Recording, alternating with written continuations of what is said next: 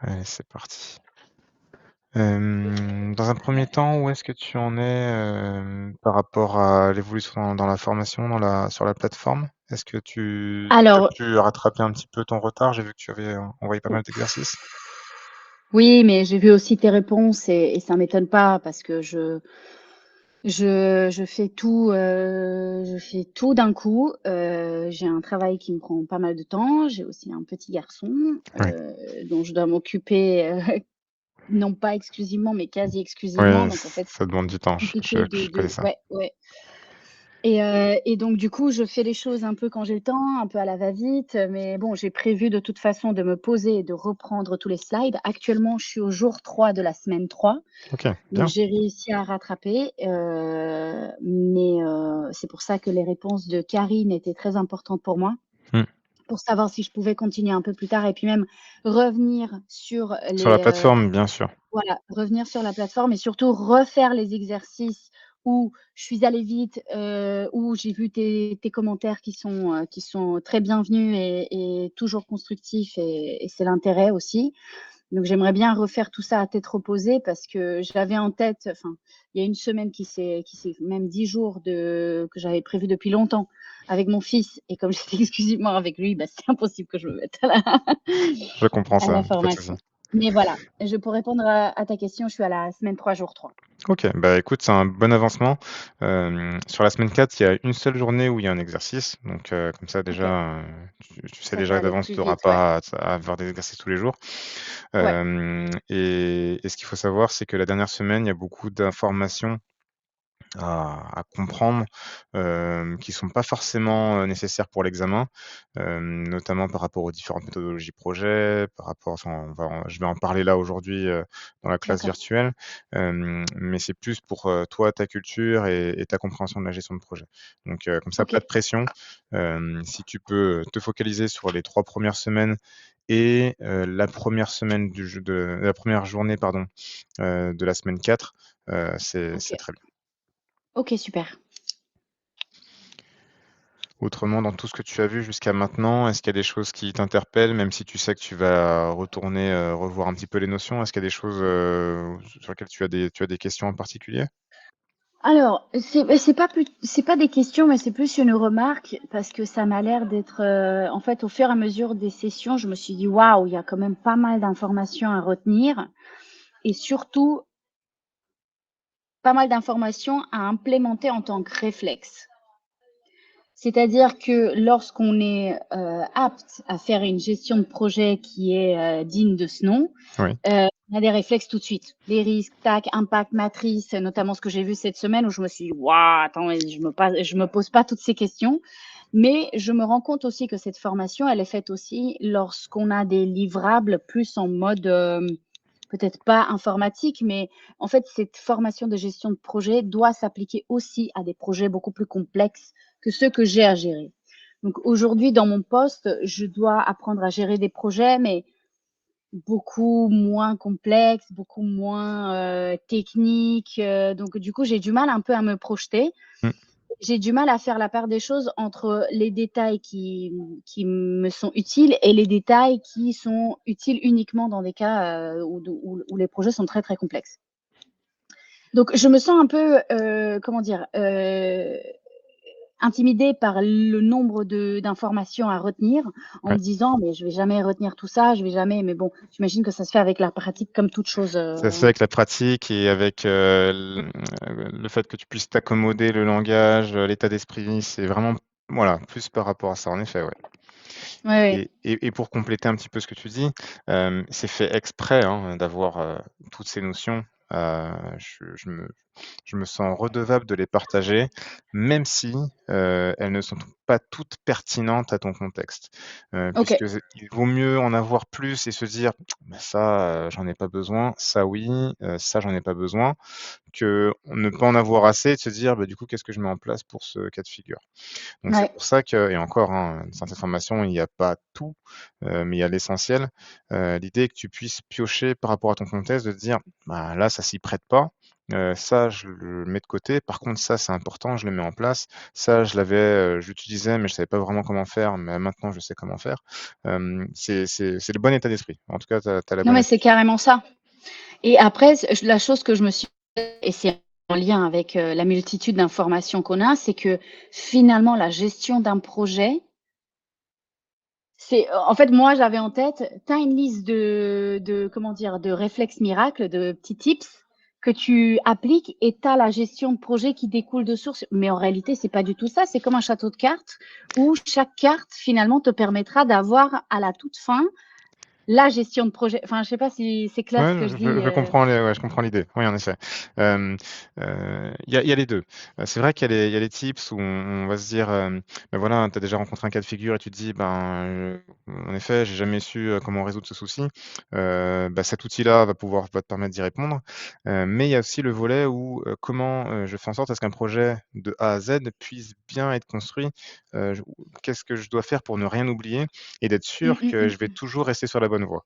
Et voilà, il y a vraiment ces 2 volets-là sur la formation et ce qui est important de savoir, c'est vrai que, les bases d'un projet, lorsqu'elles sont bien ancrées, ça peut paraître lourd au départ, mais une fois que c'est là, avec les routines en place, tu sais que tu n'oublieras rien. Il y a la routine va faire en sorte à ce que comme pour toute personne qui est, rigoureuse, bah, il y a des incontournables et forcément ça va rentrer dans une case.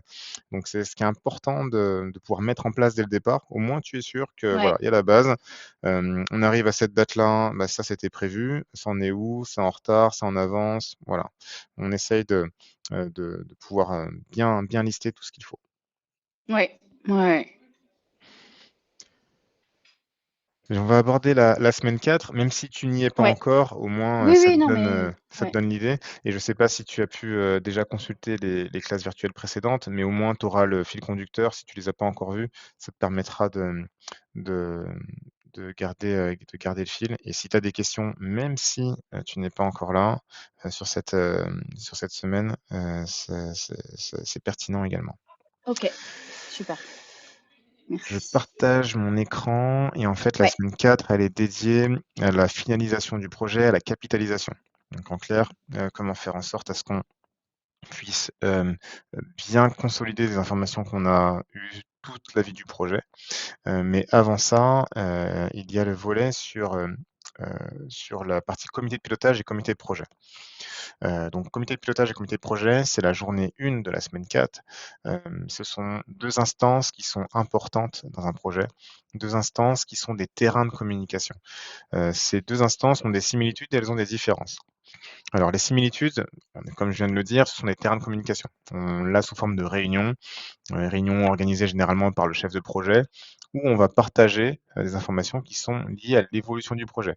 Comment le projet a évolué depuis la dernière rencontre, comment le projet, est-ce que le projet a des besoins particuliers, est-ce qu'il y a des alertes, des points d'attention. Toutes ces informations doivent être partagées dans un comité, que ce soit un comité de pilotage ou un comité de projet. Elles ont aussi une certaine récurrence. Donc, même si les récurrences sont différentes, on doit avoir cette fréquence qui permet de rythmer le projet avec ces deux comités. Maintenant, pour les différences, c'est vrai que le comité de pilotage va plus être adressé aux personnes qui sont issues de la direction. Le comité de pilotage va impliquer le commanditaire, par exemple, puisque le commanditaire est le décisionnaire ultime. Parce que durant un comité de pilotage, on va avoir certainement peut-être besoin de faire une demande, d'obtenir une décision. Et cette décision peut émaner d'un comité, d'un collège de personnes, mais surtout, le commanditaire doit être le décisionnaire ultime. Cela veut dire que même si des personnes donnent leur avis sur une décision, le commanditaire aura le dernier mot. Donc c'est Mmh. important de pouvoir partager durant un comité de pilotage une demande de décision. Hem, le comité de pilotage, puisqu'on a affaire à des personnes qui sont issues de la direction, ce sont des personnes qui ne sont pas forcément impliquées, dans le projet concrètement.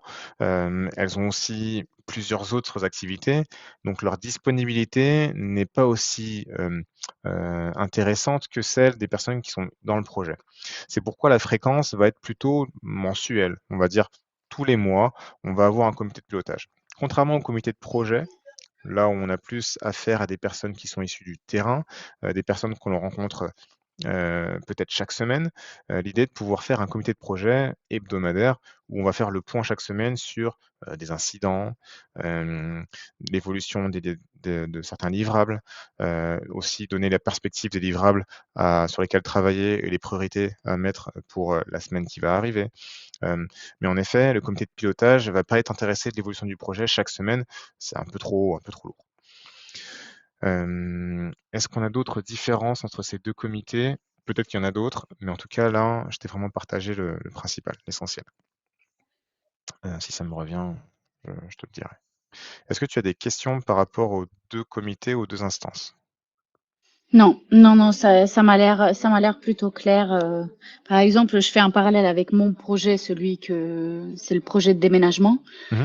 Je me dis que le comité de projet, c'est celui que je fais de façon hebdomadaire avec toute l'équipe et ma DAF, qui est hiérarchiquement au-dessus de moi. Yes. Et le comité de pilotage, finalement, c'est ce que fait elle dans le cadre du COMEX, où elle nous apporte les décisions, elle prend les décisions avec le COMEX qui nous permettent à nous, ensuite, comité de projet, d'implémenter l'ensemble des choses. Donc oui, c'est plutôt clair. Et tu pourrais être, par exemple, une fois ou de temps à autre, être invité à ce COMEX pour un sujet en particulier, à présenter? Absolument. Voilà. Oui, oui. Non, mais très bien. Mais C'est parfois, vraiment ça fait, enfin, comme ma DAF fait partie du comité de projet, c'est plutôt elle qui porte la voix. Mais disons oui, que si elle n'est pas là, moi, je peux intervenir. Mais c'est oui, elle qui porte notre voix, en tout cas. exact. OK, très bien, entendu. Le deuxième volet, de la semaine 4 est qualité et synonyme de satisfaction.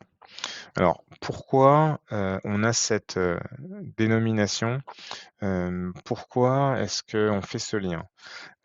Quelque part, je te présente 2 cas de figure. Le premier, Mm. celui d'un chef de projet ou une chef de projet, pardon, qui est dans les clous, qui respecte exactement, scrupuleusement ce qu'on lui a demandé de faire, dans les livrables, qui ont été déterminés, dans le temps qui était imparti et aussi dans le budget qui était imparti. Mais vraiment, purement et simplement. Ce chef de projet est satisfait puisque, voilà, il a tout fait, comme il faut. Le deuxième ou la deuxième chef de projet, sera plutôt en retard sur le projet.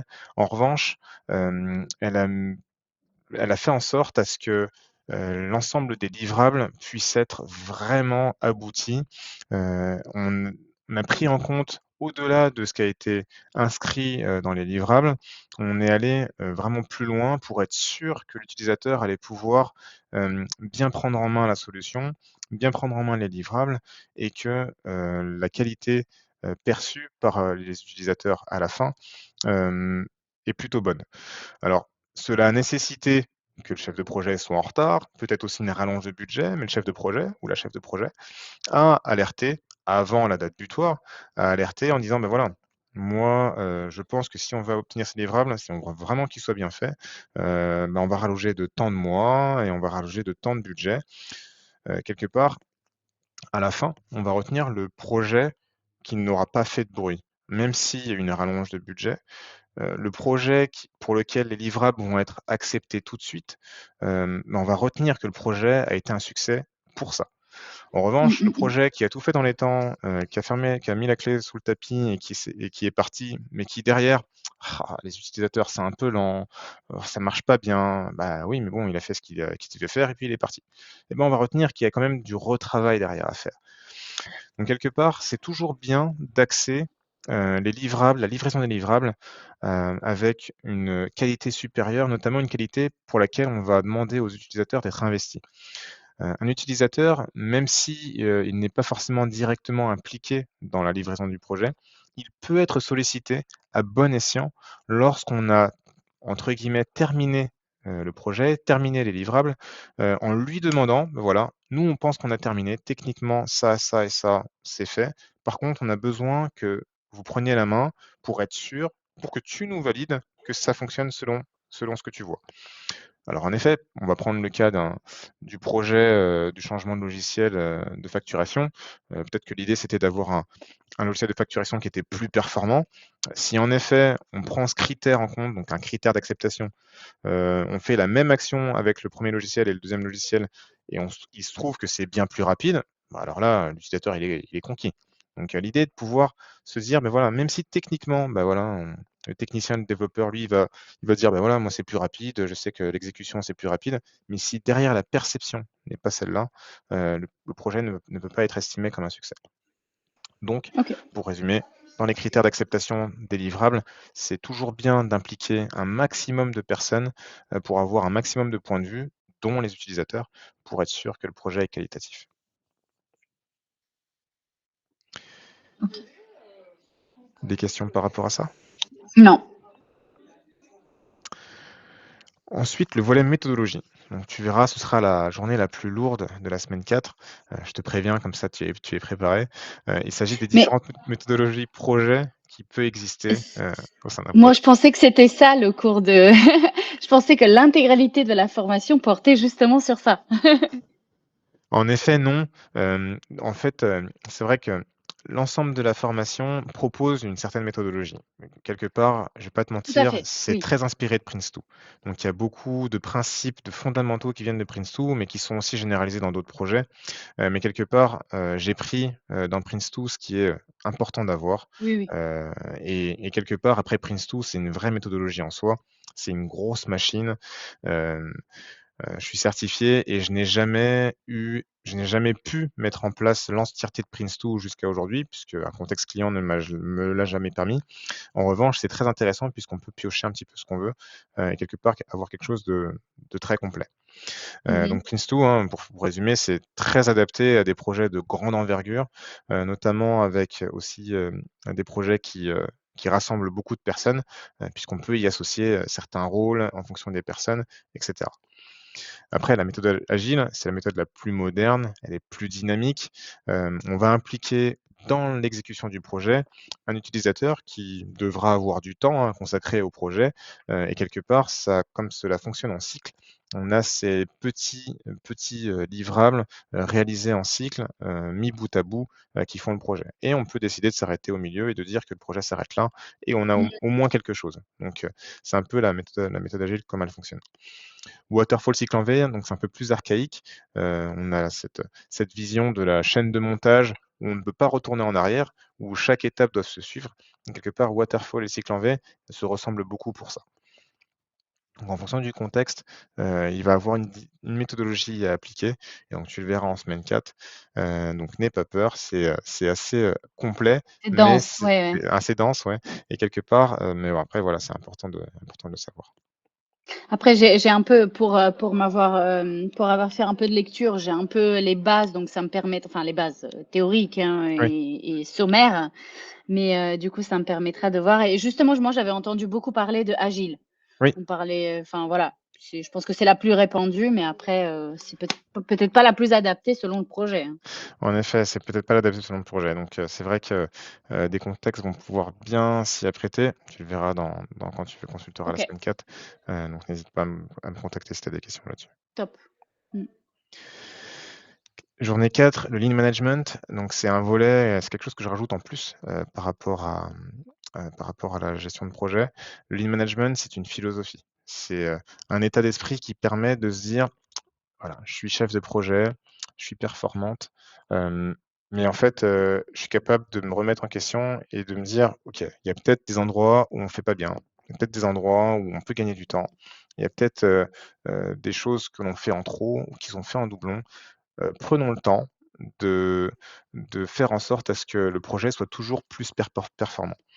Alors, c'est surtout vrai dans un domaine industriel, où on a de la production, où on sait que voilà, on veut gagner des sous, oui, Mmh. utiliser le minimum de matériel, le moins de personnes possible, et cetera, et cetera. Mais dans le monde du projet, ça marche aussi, notamment parce qu'on a beaucoup de faits récurrents. On a des réunions récurrentes, on a vu avec le comité de pilotage, le comité de projet, on a des réunions d'équipe, on a des choses qui vont parfois, être redondantes, et c'est important de pouvoir appliquer des méthodes de lean management pour justement identifier ce qu'il y a peut-être en trop, de manière à pouvoir aussi gagner du temps. En tant que chef de projet, moi, je suis toujours débordé. Donc je sais pas pour toi aussi, et dans ta vie de tous les jours aussi, et quelque part, c'est toujours bien de se dire, même si ça prend du temps, mais de se dire: «OK, là, il faut que je puisse, vraiment m'assurer, que je peux gagner du temps quelque part». Même si c'est 1 heure Mmh. par semaine, 7 heures par semaine multipliées par, Les 40 semaines qu'on a dans l'année de travail, ça fait du temps et donc 40 heures, c'est énorme. Ça Ouais. représente limite une semaine de travail. Donc c'est important de pouvoir l'identifier. Voilà un petit peu les méthodes qu'on aura durant cette journée 4. OK, super. Et la partie clôture du projet, donc oui, je te disais une bêtise, il y avait surtout la journée 1, mais aussi la journée 5, de la semaine 4 à Ouais. retenir, parce que la clôture du projet, ça, c'est un indispensable. Ouais, elle est souvent oubliée cette phase du projet. On pense beaucoup à l'initiation parce qu'on prépare le projet, et on atterrit au business case. Il y a la partie exécution, bah, là, c'est le cœur du projet, où vraiment on réalise le travail. La partie clôture va faire la jonction avec l'initiation. Quelque part, la partie clôture, c'est comment faire en sorte à ce que, je réalise un bilan du projet, un bilan qui va servir à soi-même puisque ça fait une rétrospective. Ça permet d'avoir aussi une certaine satisfaction de terminer quelque chose et de pouvoir l'inscrire, de l'écrire, mais aussi de pouvoir recenser un petit peu la vie des personnes qui ont travaillé dans le projet, autour du projet.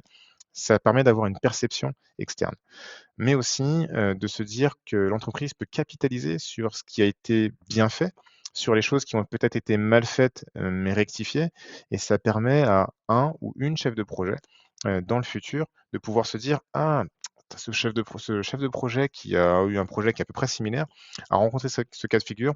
Il faudrait bien y penser, pour ne pas, tomber dans les mêmes travers».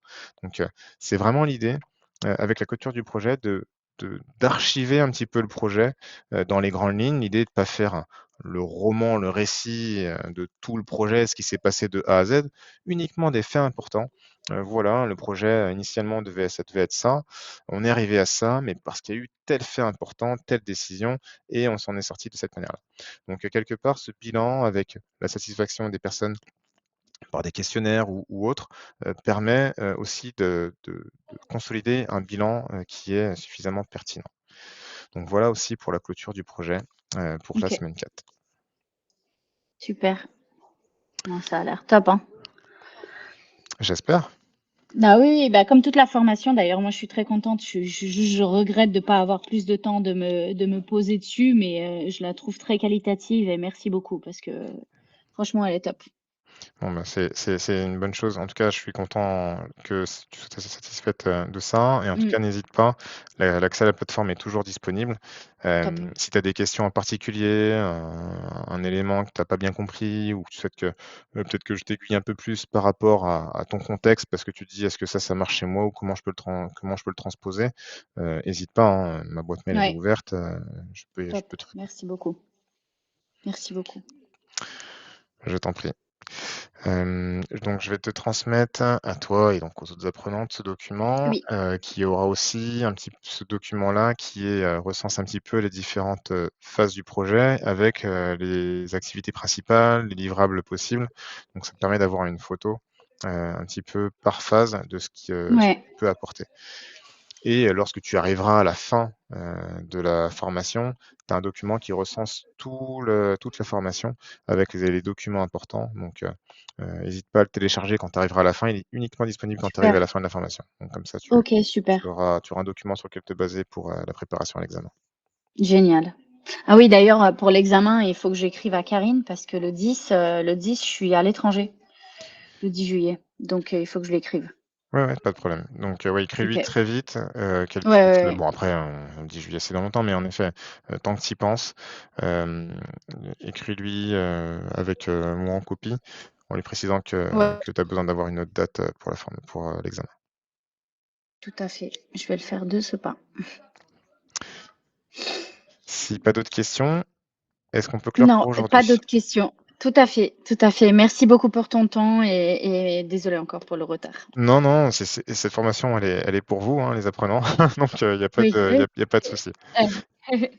Bon courage à toi et à bientôt. Merci à toi aussi et à bientôt, Joy. Merci pour tout. Je t'en prie. Ciao.